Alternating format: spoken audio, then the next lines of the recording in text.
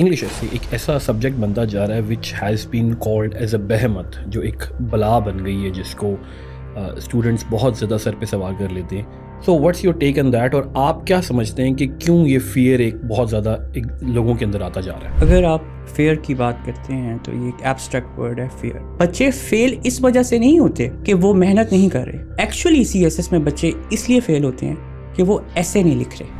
जो सर्टन हमारे पास टेम्पलेट्स चले हुए हैं टीचर्स के, कुछ टीचर्स इस तरह पढ़ाते हैं, कुछ टीचर ऐसे करते हैं, एंड यू आर सेइंग कि there is no template for that. ऐसे एक डाइवर्सिटी का नाम है। अगर हमारे टेम्पलेट्स ऑक्सफोर्ड और हार्वर्ड के टीचर्स देख लें इंग्लिश के, वो तो बेहोश हो जाएंगे। ये पाकिस्तान में ऐसे करवाया क्या जा रहा है? क्रिएटिविटी का ऐसे में क्या पार्ट हो? क्रिएटिविटी ऐसे अगर आप देखें तो एक सिंगल स्टेटमेंट आपको एग्जामिनर देता है। ट्रू। और उस सिंगल स्टेटमेंट पे आपको कहता है कि 2500 से 3000 वर्ड्स लिख के दिखाओ, और एक दिन में कोई राइटर नहीं बनता। प्रैक्टिस से, अच्छी रीडिंग से, रसल को पढ़ें, विलियम शेक्सपियर को पढ़ें। Someone who has no idea about the essay and he wants to come to CSS and he wants to pass the CSSS, उसको आप क्या चंद एक गाइडलाइंस देंगे कि he can pass the essay? पहले तो आपको काम करना है आउटलाइन, उसके बाद आप इंट्रोडक्शन, फिर उसके बाद आहिस्ता आहिस्ता बॉडी पैराग्राफ, फिर कंक्लूड करना, फिर बॉडी पैराग्राफ्स के हर पैराग्राफ को कंक्लूड कैसे करना है। एक तरफ हम कह रहे हैं कि there is no set pattern, let the mind flow free, creativity होनी चाहिए। दूसरी साइड पर आप उनको बता रहे हैं कि ये सेंटेंस है, ओपनिंग सेंटेंस, सपोर्टिंग सेंटेंस, तो थोड़ा सा वो फीलिंग ऑफ केजेडनेस नहीं आ रही कि केज कर रहे हैं। मैंने ये नहीं कहा आपको कि थीसिस स्टेटमेंट लिखनी ही लिखनी है। मैंने आपको ये नहीं कहा कि एंटी थीसिस भी लिखना ही लिखना है। मैंने आपको ये नहीं कहा कि आपने फ्रेजेस से स्टार्ट करना है। एक अच्छी आउटलाइन लिखने के लिए आपके पास क्या ऐसे खूबसूरत बातें होंगी हमारे साथ? सबसे पहले आपने टॉपिक का नाम पढ़ना। टॉपिक जो लिखा हुआ है, स्टेटमेंट है, उसमें मांगा क्या हुआ है, उसमें आपको क्या फ्यूचर की बात कर रहे हैं, प्रेजेंट की बात कर रहे हैं, या कोई पास्ट की बात कर रहे हैं। थीसिस स्टेटमेंट पे एक बहुत बड़ी मार्केट के अंदर कैलेमिटी पाई जाती है कि शुड वी ऐड इट और should we not add it. ये क्या है थीसिस स्टेटमेंट? ये पता नहीं, ये पाकिस्तान में ही वर्ड बन गया थीसिस स्टेटमेंट। स्टेटमेंट तो इटसेल्फ ऐसे की जो होती है वो एक थीसिस होता है। आपसे कोई आपका नरेटिव नहीं मांग रहा भाई, लिखा हुआ है उसके ऊपर साफ साफ लिखा हुआ है कि ये स्टेटमेंट है, इस पे ऐसे लिख दीजिए।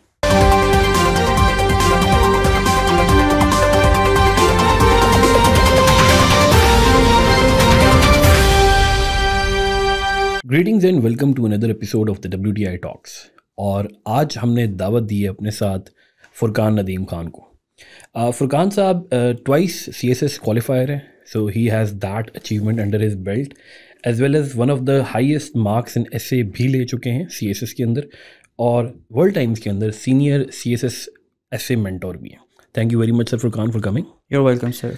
सो today we want to talk about something else, और हम CSS की डोमेन में रहकर कुछ डिफरेंट आइडियाज़ पे डिस्कस करना चाह रहे थे, particularly about essay।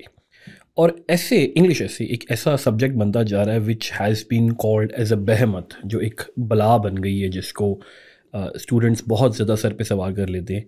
And let's not mince words, history के अंदर भी अगर आप पीछे देखें तो ऑलमोस्ट CSS के essay के अंदर काफ़ी बुरी रैंकिंग्स आई हैं, स्कोरिंग भी काफ़ी कम होती रही है।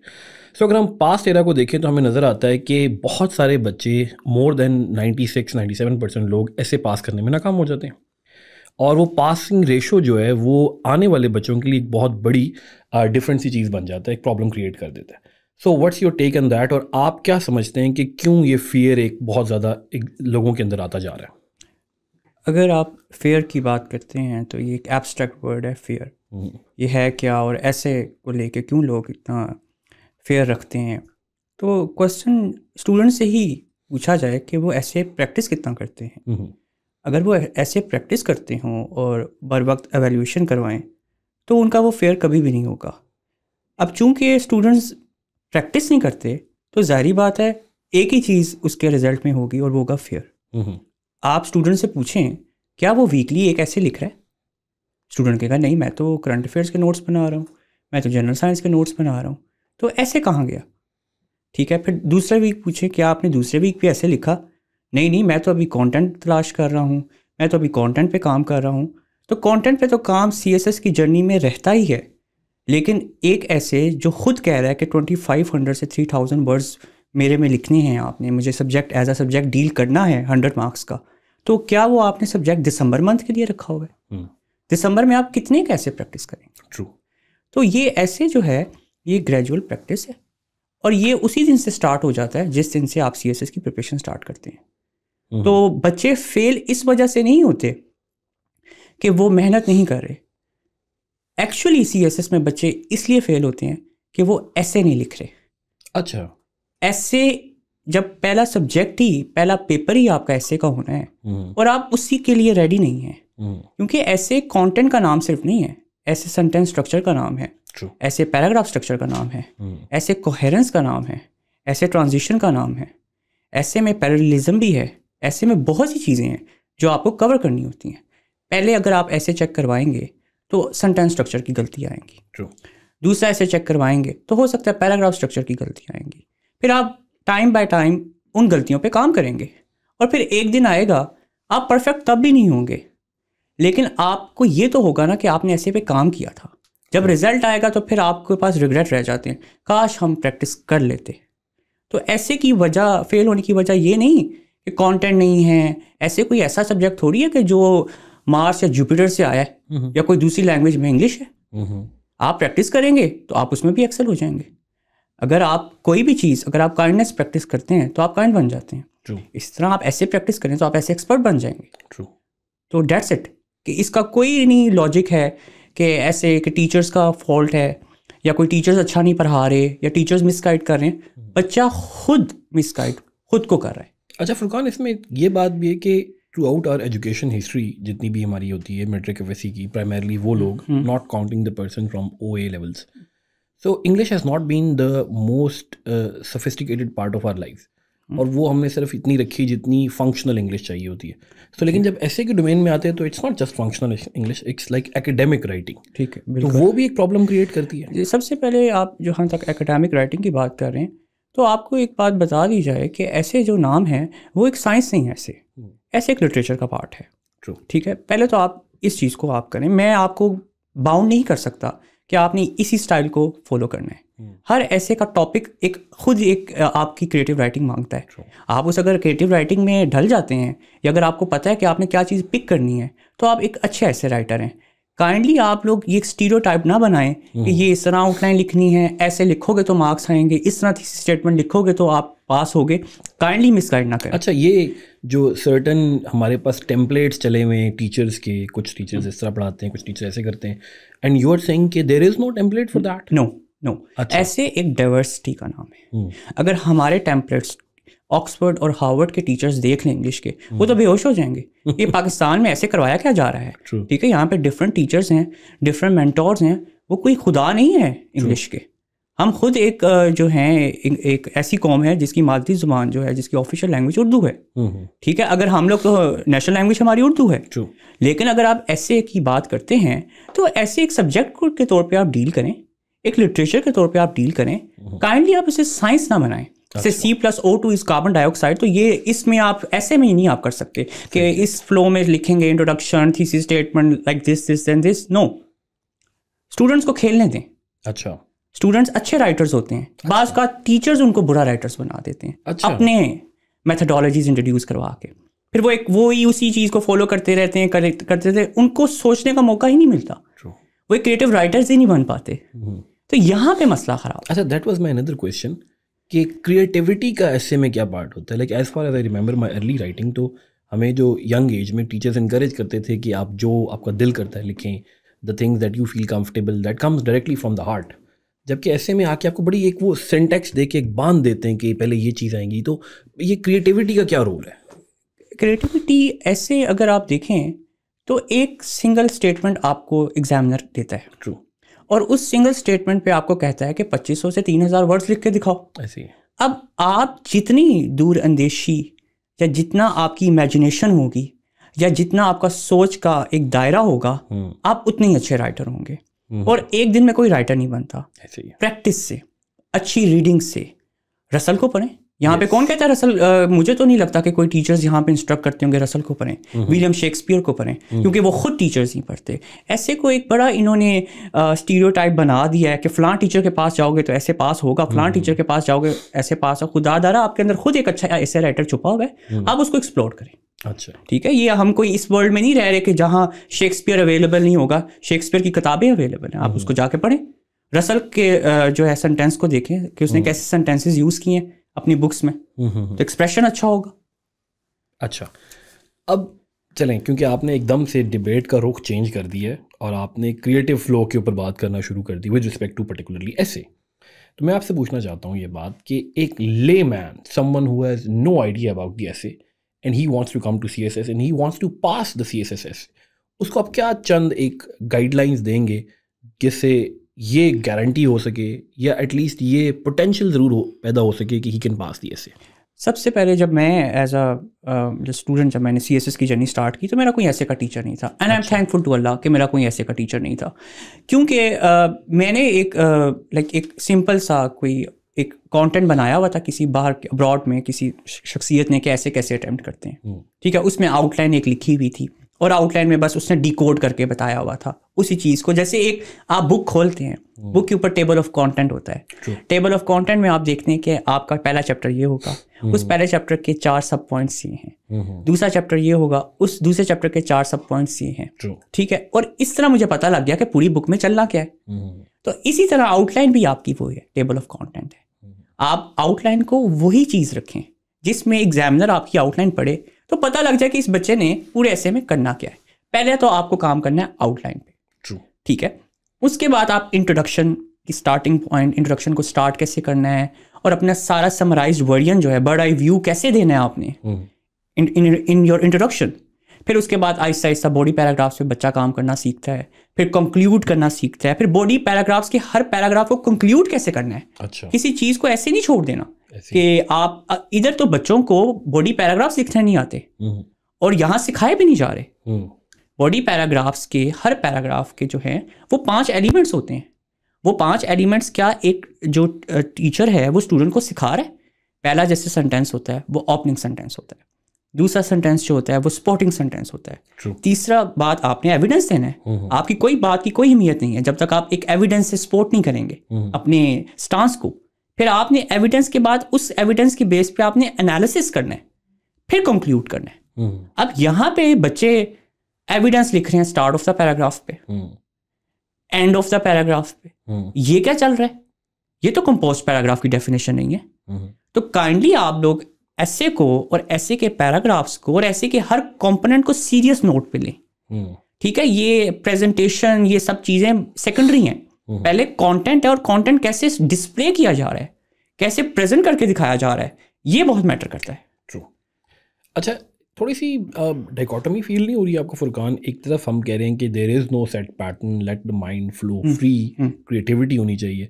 दूसरी साइड पर आप उनको बता रहे हैं कि ये सेंटेंस है, ओपनिंग सेंटेंस, सपोर्टिंग सेंटेंस, तो थोड़ा सा वो फीलिंग ऑफ केजेडनेस नहीं आ रही कि केज कर रहे हैं हम? बिल्कुल नहीं, बिल्कुल भी नहीं आ रही। मैंने ये नहीं कहा आपको कि थीसिस स्टेटमेंट लिखनी ही लिखनी है। अच्छा। मैंने आपको ये नहीं कहा कि एंटीथीसिस भी लिखना ही लिखना है। अच्छा। मैंने आपको ये नहीं कहा कि आपने फ्रेजेस से स्टार्ट करना है। ये चीज़ें मैंने कहा है कि ये कोई आपको साइंस नहीं बता रहा, मैं आपको बता रहा हूँ कि आपने अपनी चीज़ प्रेजेंट कैसे करके दिखाई। अच्छा, गुड इंग्लिश एक्सप्रेशन। या एग्जैक्टली, ट्रू, ताकि अगला एग्जामिनर पढ़े तो कि यार काफ़ी अच्छा राइटर है कि इसने प्रूव करके बताया अपनी बात को। हमने प्रूव करना है अपनी ही बात को, ठीक है। ठीक है। वो आप BBC की रिपोर्ट के थ्रू, एविडेंस के थ्रू कर लें, या इकोनॉमिस्ट के थ्रू कर दें, या कोई किताब अगर आपने पढ़ी है, वाई नेशंस फेल पढ़ी है, उसकी कोई बात आपको अच्छी लगी, इंक्लूसिव इंस्टीट्यूशंस का रोल अच्छा लग गया, तो आपने ऐड कर दिया, तो ये एविडेंस हुआ। बिल्कुल, दिस इज ओके जी। सो अभी आपने आउटलाइन की भी बात की है, and most of the time from various scholars और जो पास्ट हमारे चेकर्स हैं और जो मार्केट के ट्रेंड्स हैं, उसमें आउटलाइन पे बड़ा फोकस किया जाता है कि अगर आपकी आउटलाइन अच्छी नहीं है, क्योंकि आउटलाइन इज़ मैंडेटरी। एक तो ये बात है कि आउटलाइन CSS के अंदर मैंडेटरी होती है, और दूसरा ये कि आउटलाइन के बगैर आप अच्छा ऐसे नहीं लिख सकते। And most of the time student feel themselves at a difficulty that they can not write a good outline. So एक अच्छी आउटलाइन लिखने के लिए आपके पास क्या ऐसे खूबसूरत बातें होंगी हमारे स्टूडेंट्स के? सबसे पहले आपने टॉपिक का नाम पढ़ना है। टॉपिक जो लिखा हुआ है, स्टेटमेंट है, उसमें मांगा क्या हुआ है, उसमें आपको क्या फ्यूचर की बात कर रहे हैं, प्रेजेंट की बात कर रहे हैं, या कोई पास्ट की बात कर रहे हैं। पास्ट की बात तो कोई नहीं करता, फ्यूचर कॉन्सिक्वेंसेस की बात करते हैं, या फ्यूचर ऑफ कश्मीर इशू, या फ्यूचर ऑफ पैलेस्टाइन, जो भी बात होगी। अब आप बच्चा क्या कर रहा है, बच्चे ने जो हिस्ट्री की चीज़ें लिखी हुई है ना, बच्चा इसको पाकिस्तान अफेयर्स का पेपर बना रहा है, बैकग्राउंड उसमें आउटलाइन में पाकिस्तान अफेयर्स का पेपर बना रहा है। ऐसे है भाई, एग्जामिनर ने आपकी क्रिएटिविटी पूछी है, आप ज़रा क्रिएटिव होकर दिखा दें, आपकी इमेजिनेशन कहाँ तक जा रही है पैलेस्टाइन को देखते हुए, तो यहाँ से बात होगी। अच्छा, तो यहाँ पे आप जैसे इंट्रोडक्शन फर्स्ट आप लिख लें, थीसिस स्टेटमेंट अगर आपको बहुत अच्छी लिखनी आती है आप लिख दें। जी, मैं यही बात पूछना, थीसिस स्टेटमेंट पे एक बहुत बड़ी मार्केट के अंदर क्लैमिटी पाई जाती है कि शुड वी ऐड इट और should we not add it, ये क्या है? आपको बाउंड कहीं नहीं किया जा रहा कि आप थीसिस स्टेटमेंट लिखें। अच्छा, एफपीएससी का जब क्वेश्चन पेपर आता है ऐसे का, उसमें लिखा नहीं होता कि आप थीसिस स्टेटमेंट लिखें। ये ऐसे के टॉपर्स आते हैं या जो भी टॉप करता है सीएसएस में, वो कहता है जी मैं थीसिस स्टेटमेंट लिखता था, बच्चों ने आंखें बंद करके जी कहा जी ओके जी अब हम भी लिखेंगे। तो थीसिस स्टेटमेंट मैंने, अगर आप मेरे से पूछेंगे, मैंने अगर कभी प्रैक्टिस 65 एसेस की होगी, मैंने कभी एक ऐसे में भी थीसिस स्टेटमेंट लिखा और मैंने ट्वाइस टाइम जो है क्वालिफाई किया है, ठीक है। और थीसिस स्टेटमेंट ये पता नहीं, ये पाकिस्तान में ही वर्ड बन गया थीसिस स्टेटमेंट। स्टेटमेंट तो इटसेल्फ ऐसे की जो होती है वो एक थीसिस होता है, उसके ऊपर आपने 2500 से 3000 वर्ड्स देखने होते हैं। तो one must have Sen mind कि भाई ये थीसिस स्टेटमेंट क्या है। आपसे कोई आपका नरेटिव नहीं मांग रहा भाई, लिखा हुआ है उसके ऊपर साफ साफ लिखा हुआ है कि ये स्टेटमेंट है, इस पे ऐसे लिख दीजिए। तो आप उस पर 2500 से 3000 वर्ड लिख दें, ठीक है। आप थीसिस स्टेटमेंट के या एंटी थीसिस स्टेटमेंट के बातों में चले जाएंगे तो फिर आप इन्हीं चीज़ों को संभालते रह जाएंगे, आप कंटेंट कब लाएंगे अपना? अच्छा, वो एक रिवायती सोच आउटलाइन की क्योंकि हम बात कर रहे हैं कि जी डिवाइड कर लें फॉरेन टॉपिक को सोशल, पॉलिटिकल, इकोनॉमिक में, तो ये कितनी ज़्यादा अच्छी रहती है आजकल के दौर में? देखें, ये डिपेंड करता है राइटर टू राइटर कि वो किस तरह इकोनॉमी को देखता है, किस तरह वो सोशली पर्सपेक्टिव को देख रहा है। अगर एक शख्स की जहनियत उस साइड पे जा ही नहीं रही तो वो उस स्फेयर को छेड़े ही ना, तो कंपल्शन कोई नहीं, मैं बाउंड नहीं करूँगा आपको जी। आप अगर अच्छे राइटर हैं ना तो आप एक हेडिंग के अंदर जो नीचे सब पॉइंट्स लिखेंगे उसके अंदर ही अपने आप को जस्टिफाई कर देंगे। अगर फर्ज करें कॉजेज ऑफ क्लाइमेट चेंज हैं तो आप बीच में man made causes, natural causes लिखते हैं, तो अगर आप उसमें अच्छा जस्टिफाई कर सकते हैं और उसमें कोई गलतियां नहीं करते और अपनी क्रिएटिव राइटिंग को वहाँ शो कर रहे हैं, that is the best thing. अगर मैं आपको बाउंड कर दूंगा कि आप इकोनॉमिक, पॉलिटिकल, सोशल में करें तो फिर आप कंफ्यूज हो जाएंगे। True. क्योंकि आपका हो सकता है इकोनॉमिक एरिया वीक हो, आपको हो सकता है आपको सस्टेनेबिलिटी का ना पता हो इतना अच्छा, आपको डोनट इकोनॉमिक्स का ना पता हो, तो फिर तो बहुत सी चीज़ें आ जाती हैं। तो इकोनॉमी ये थोड़ी कह दिया कि आपको मैं कहूँ कि इकोनॉमिक पर्सपेक्टिव से आप इसको एक्सप्लेन करें, आपको इकोनॉमी का कुछ ना पता हो, तो फिर आप क्या लिखेंगे? आप वही लिखेंगे फिस्कल डेफिसिट, सर्कुलर डेथ, तो फिर आपके पास तो फिर यही वर्ड्स रह जाते हैं ना कि इकोनॉमी तो एक इटसेल्फ एक सब्जेक्ट है पूरा 200 मार्क्स का। अच्छा, तो फुरकान साहब ये बताइएगा कि ऐसे जब हम पेपर देने के लिए जाते हैं कोई भी, तो देर आर 10 डिफरेंट टॉपिक्स हमारे पास होते हैं, तो student is caught in a problem, और वो प्रॉब्लम ये कि कौन सा ऐसे अटैम्प्ट करना चाहिए। कुछ तो इंसान खुद भी प्रिपेयर करके जाता है, बट अगर 2-3 किस्म के टॉपिक्स आ जाएं जो आपको आते हुए हो तो वो जो डिसीजन मेकिंग होती है वो बड़ा टाइम कंज्यूमिंग रहता है। And I have met people जिन्होंने कहा कि उनके 10 से 15 मिनट सिर्फ सिलेक्शन में लग जाते हैं।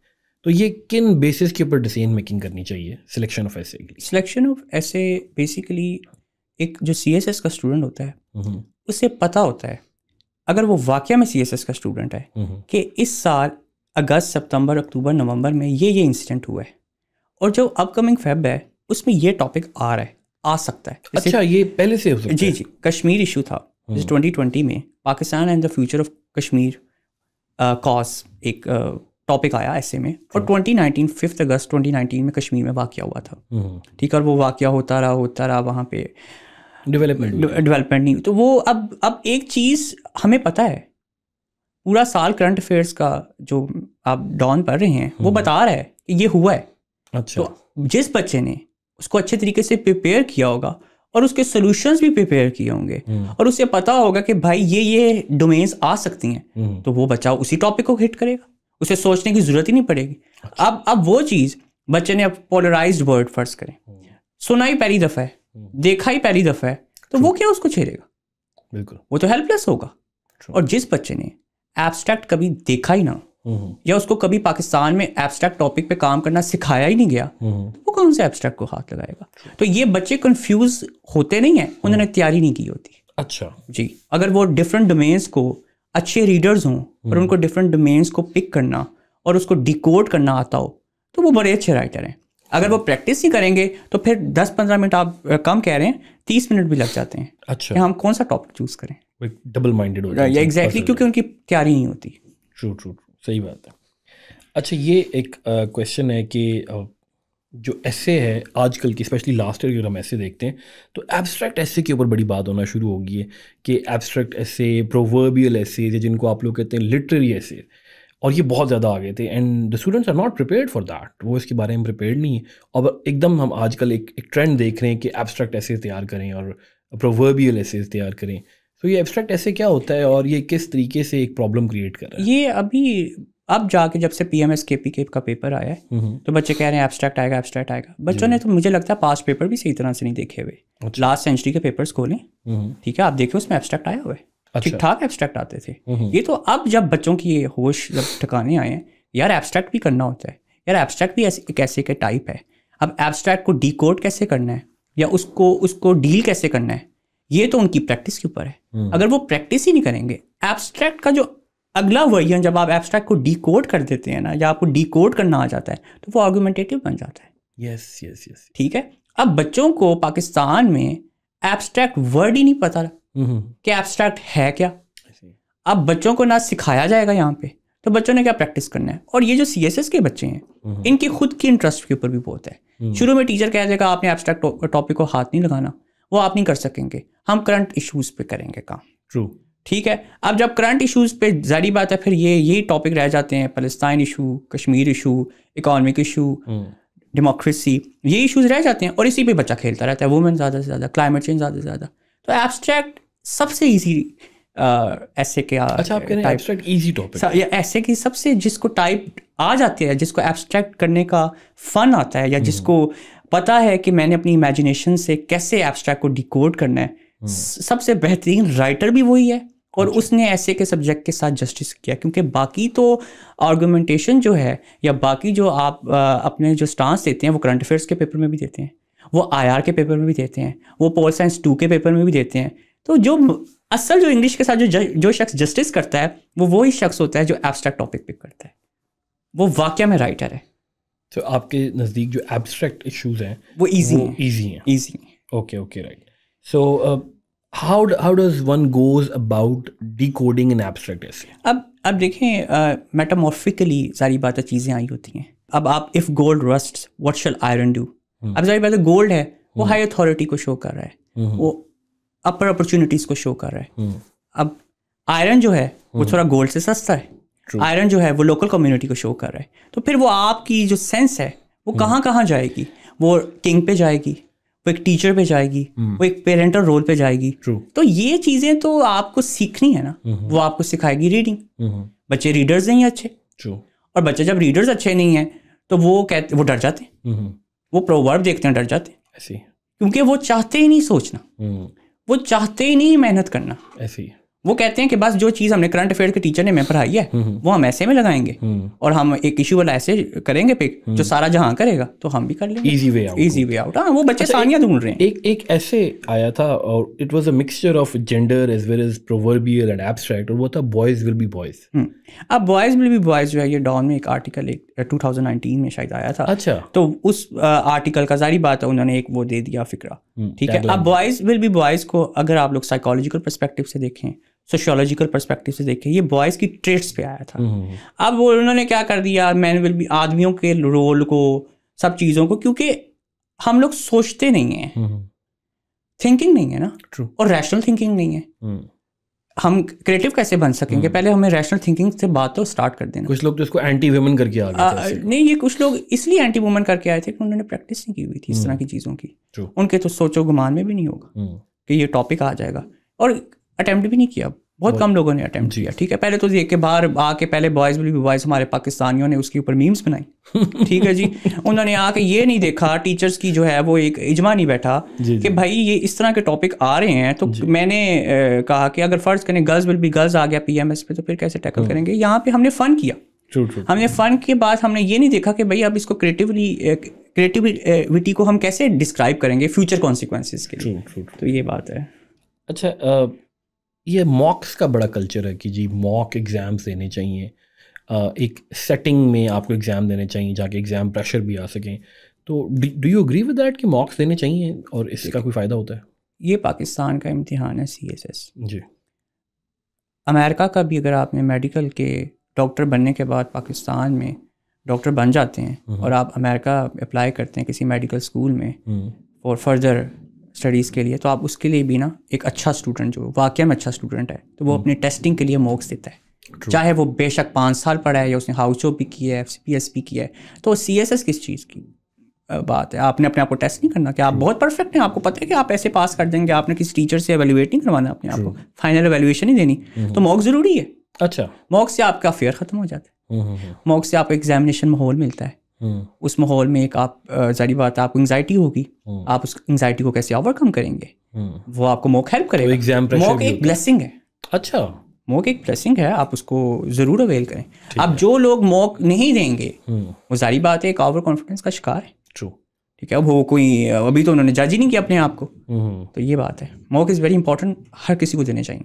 अच्छा, और ये बताइएगा कि जो स्टूडेंट अभी नेक्स्ट जो हमारा आने वाला है CSS उसमें ऐसे के कुछ टॉपिक्स को टारगेट कर रहे हैं and they are preparing a lot of them, तो उनमें कौन से ऐसे एरियाज हैं जिनको टारगेट करना चाहिए which can be helpful for them? अच्छा, सबसे ज़्यादा जो इशू जो पाकिस्तान का भी नहीं बल्कि पूरी दुनिया का चल रहा है वो है सस्टेनेबिलिटी। अब आप लोगों को ये पता होना चाहिए कि कैसे SDG गोल्स जो हैं वो 2030 में जारी बात है Vision 2030 पे बने हुए थे, उस गोल्स को कैसे प्रिपेयर करें और क्या उस गोल्स को अचीव करने में चैलेंजेस आ रहे हैं। तो आपके बहुत से टॉपिक्स कवर हो जाएंगे इसमें, क्योंकि SDGs में क्लाइमेट भी है, SDGs में वुमेन भी है, SDGs में जो है पॉवर्टी है, सब चीज़ें हैं, पूरा पैकेज है SDG। तो बच्चों को ये पता होना चाहिए। और उसके बाद बच्चे जो हैं वो काइंडली छोटे छोटे ये टॉपिक करना बंद करें, gender equality is a myth, ये सब चीज़ें ज़रा निकल आए इसमें से भी। और जो पाकिस्तान के CSS के स्टूडेंट हैं, UPSC के जो रिसेंट पेपर्स आ रहे हैं उसको भी देखें। अच्छा, उसको देखें क्योंकि वहाँ पे चैलेंजिंग जो है ना वो स्टेटमेंट्स दी जा रही हैं। So you think it's helpful कि अगर UPSC के पेपर्स को भी आप लोग अंडरलाइन करते हैं? जाहिर बात है पाकिस्तान के पेपर्स तो पास पेपर अगर देखते हैं या नहीं देखते, इसमें तो चाहे इंडिया का नाम सुन के शायद ज़्यादा इंटरेस्ट डेवलप हो जाए उनके अंदर। अच्छा, ठीक है, तो ये इंटरेस्ट के लिए मैं कह रहा हूँ। अच्छा, सो यू थिंक कि अगर SDGs को ही सिर्फ टारगेट कर लिया जाए तो ऑलमोस्ट ऑल सर SDGs के बाद बच क्या जाता है? 17 डेवलपमेंट गोल्स हैं, 17 टॉपिक्स हैं, 17 डिमेंशन हैं, आप कवर करें तो सही, आप काम करना तो सीखें। ट्रू। तो आ जाएगा, सब कुछ हो जाएगा।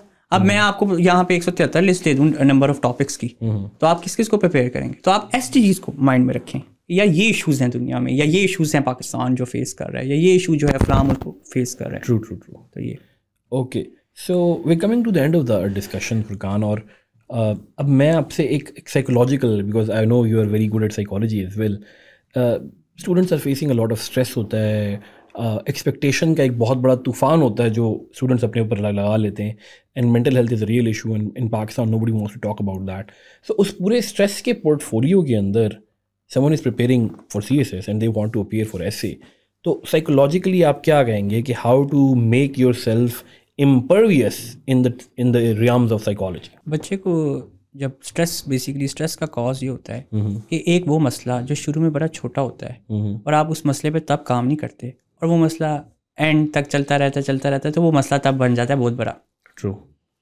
तो आप अगर हर चीज़ को अपनी CSS जर्नी में स्टार्ट से ही पिक कर लें तो वो एट द एंड आपको इतना तंग नहीं करेगा और आपको स्ट्रेस नहीं होगा, बल्कि स्ट्रेस वर्ड को मैं नहीं यहाँ यूज़ करूँगा, एंग्जाइटी नहीं होगी आपको। प्रैक्टिस जो है वो हमेशा आपकी एंग्जाइटी को ओवरकम करती है। आप प्रैक्टिस करें, और ऐसे जो है काइंडली आप लोग डरा ना करें, ये एक नॉर्मल सब्जेक्ट है। ट्रू। इस पे तो आपको ज़्यादा अच्छा तरीके से खेला जा सकता है, आप खेल सकते हैं, आपके ऊपर पूरी आपके पास जो है पावर है, आप खेलें और अपनी क्रिएटिव प्रैक्टिस शो करें। और ये काइंडली स्टूडेंट्स वर्ड ना यूज़ किया करें, आई एम फीलिंग एंग्जाइटी। आप अपनी एंग्जाइटी जो ये स्ट्रेस फील कर रहे हैं ये आप अपने किए कराए की वजह से फील कर रहे हैं। अच्छा। तब मेहनत की होती तो अभी पेपर से 2 दिन पहले या 1 महीना पहले जो है आप स्ट्रेस एंग्जाइटी ना फील कर रहे हो।